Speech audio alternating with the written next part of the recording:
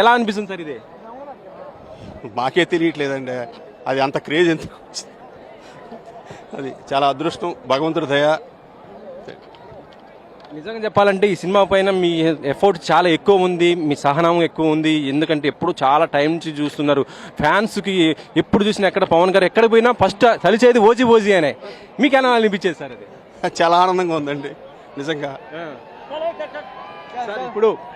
ఇప్పుడు పవన్ గారు రాబోతున్నారు కదా, సో ఈ సినిమా అవుట్పుట్ మీకు ఎలా అనిపించిందా? చూసిన తర్వాత మీరు సాటిస్ఫై అయ్యారా? ఎట్లా అనిపించింది? చాలా బాగుందండి, చాలా బాగుంది అంతే. ఇంకా ఈవెంట్లో ఏమేమి చేయబోతున్నారు ఇప్పుడు ఏంటి అన్ని మీరే చూడండి, ఇప్పుడు చెప్తే బాగోదు, మీరే చూడండి. థ్యాంక్స్ అండి. Okay sir. మరి ఇప్పుడు ఓజీతో పాటు OG2 కూడా ఉండబోతుందా? ఎందుకంటే ఫ్యాన్స్ ఇప్పుడే దీని మీద ఇంత హైప్ ఉంది. సినీ సెలబ్రిటీస్ అయితే వాళ్ళు కొన్ని ట్విట్టర్లో ఇది పెడుతున్నారు, ఈ హైప్ భరించలేకపోతున్నాము ఇదని. మీరు నిన్న సిద్ధు జొన్నలగడ్డ కూడా చూసే ఉంటారు.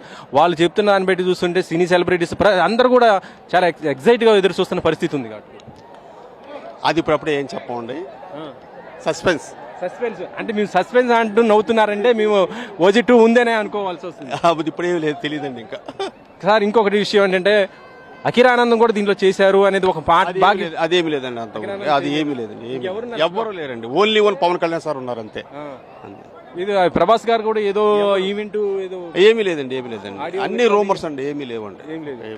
ఓకే అండి. ఓకే. ప్రస్తుతం అయితే ఈవెంట్ కూడా స్టార్ట్ కాబోతుంది. ఇప్పటికే పవన్ ఫ్యాన్స్ మాత్రం మనం చూడొచ్చు.